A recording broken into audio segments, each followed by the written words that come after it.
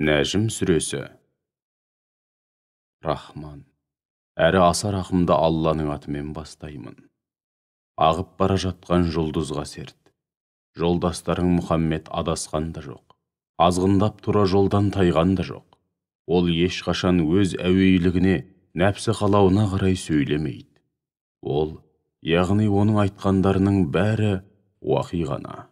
Оны Құранды, оған пәрмені күшті Жәбірейіл періште үйретті. Тым күшті, асқан ақыл ой иесі. Ол негізгі періште кейпінде тікесінен тік тұрды. Сол кезде ол көкжиектің ұшқар биігінде, яғни күн шығысында тікесінен тік тұрған еді.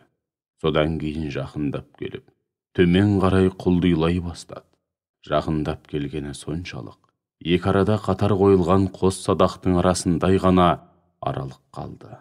Тіпті одан да аз. Міне, осылайша Алла құлына уахи етуді қалаған нәрсесін толық уахи етті. Оның өз көзімен көргенін жүрегі жалғанға шығармады. Енді келіп сендер, оның өз көзімен көргені жайлы, онымен сөз таластырасыңдар ма? Оны дәл сол періште кейпінде, басқа бір жолы екінші рет түсіргенде тағы көрді. Сидратул Мұнтаханың, болмыстың ең шетіндегі жаратылыс ағашының дәл тұсында, оның тұсында шейіттер мен тақуалар паналайтын жәннәтул мәуә болды. Сол сәтте Сидраны, жаратылыс ағашын қапсырған Алланың рахымы оны одан сайын қапсыра түсті. Алла елшісінің көзі асып саспады. Һәм басқа жаққа таймады, көргенін анық көрді. Сондай-ақ көру шегінен де ара аспады. Яғни елес көрмеді. Шүбәсіз ол Раббысының ең үлкен аяттарының, яғни Раббысы жаратқан ең елеулі таңғажайып жаратылыстардың бір бөлігін көрді. Ал енді мына Лат пен Ұззаға қараңдаршы. Осынау ұлы ақиқаттар тұрғанда, ол екеуінде не қасиет, қандай құдірет бар дейсіңдер? Олардан өзге үшіншісі Мәнатқа да қараңдар. Сонда ұл балалар мына сендерге, ал қыздар Аллаға тән бе? Ендеше бұл тым әділетсіз бөліс болмай ма? Негізі, олар мына сендер және ата-бабаларың ойдан шығарған атаулар, яғни құр аты бар меңіреу пұттар ғана. Алла тағала олардың Құдай екеніне қатысты ешқандай дәлел түсірген емес. Олар тек өз ойымен нәпсілерінің әуейіне ереді. Әйтсе де оларға Раббыларынан тура жолдың нақ өзі, һәм соған бастайтын жол басшы келіп тұр. Жоқ әлде адам баласының көңілі соққан нәрсенің бәрі бола бере ме? Жоқ, олай емес. Ақирет өмірі де, дүниенің тіршілігі де бір Алланың қолында. Екі дүниеде шексіз билік бір өзіне ғана тән.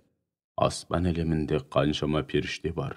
Алайда Алла қаламайынша һәм разылық танытып рұқсат етпейінше, олардың біреуге жасаған шапағаты титтей де пайда бермейді. Расында ақиретке сенбейтіндер, періштелерді Алланың қыздары деп, оларды қыздардың аттарымен атайды. Анығында олар бұл жайлы ештеңе де білмейді. Олардың бар білетіні құрға қой мен құр болжалдың жетегінде жүру. Ал құрға қой мен құр болжал ақиқаттың қасында түкке тұрғысыз. Ендеше осынау кітабымыздан һәм бізді еске алудан сырт айналып, дүниенің қу тіршілігінен басқаны қаламағандарды өз жайына жібер. Білгенін істеп жүре берсін. Олардың бар ілімі осы-ақ. Дүниенің қу тіршілігімен, онда да оның сырт кейпін білумен ғана шектеледі. Шүбәсіз Раббың өзінің тура жолынан кімнің адасқанын һәм кімнің тура жолмен келе жатқанын бәрінен жақсы біледі. Күллі аспан әлеміндегінің және жердегінің бәрі бір Аллаға тиесілі. Ол бәрін көріп, біліп тұрғандықтан, жамандық жасағандарды істеген ісіне қарай жазалап, игілікті істер істегендерді ең жақсы түрде марапаттайды. Олар кей уақыттарда кішігірім күнә қателіктер істеп қойса да, үлкен күнәлар мен арсыздық атаулдан бойларын аулақ ұстайды. Шүбәсіз Раббың өте кең, кешірімді. Ол сендерді топырақтан жаратқан кезде де, аналарыңның құрсағында шақалақ болған кездеріңде де жақсы білетін. Ендеше күнә атаулыдан мүлдем пәкпіз деп ойлап, өздеріңді ақтамаңдар. Алла кімнің өзіне лайықты түрде тағзым ететінін, әрі қарсы келуден именетінін өте жақсы біледі. Уа Мұхаммед, сенен һәм қасиетті дағуаңнан сырт айналып кете барғандарды көрдің бе? Мұқтажға берешегінің аз ғана бөлігін беріп, қалғанын сараңды ұстап бермей қойғанды көрдің бе? Сонда ғайыптың кілті соның қолында болып, болашақта болатындарды өз көзімен көруде ме? Жоқ әлде ол Мұсаның парақтарындағы ақиқаттардан хабардар емес пе? Сондай-ақ міндетін лайықты түрде атқарған Ибраһимнің парақтарындағы ақиқаттардан да хабардар емес пе? Ешбір күнәһар пенде өзгенің күнәсін арқаламайды. Әр адам өз еңбегінің ғана қарымын алады.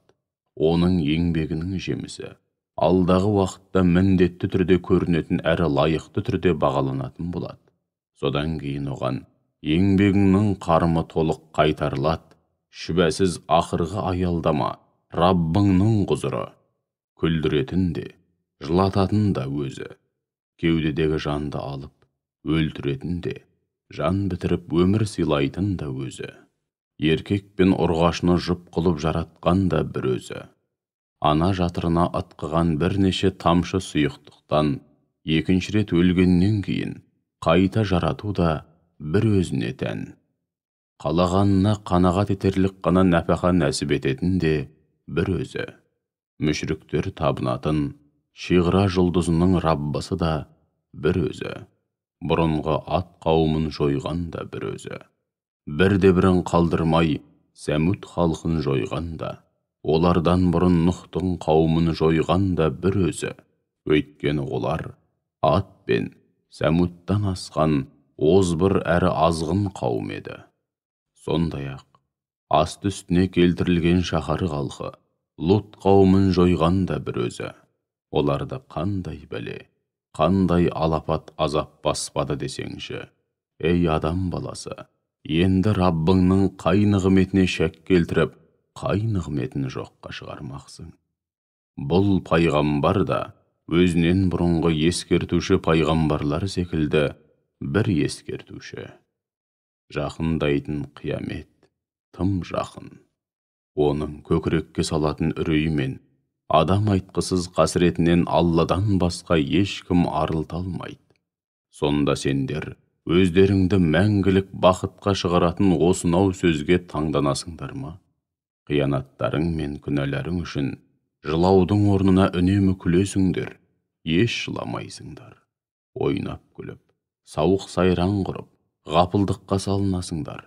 Ендеше өкініштен өзектерің өртенбей тұрып, өздеріңді жоқтан жаратқан құдіреті күшті жалғыз Аллаға сәжде етіп, қалтқысыз мойынсұныңдар және оған ғана құлшылық етіңдер.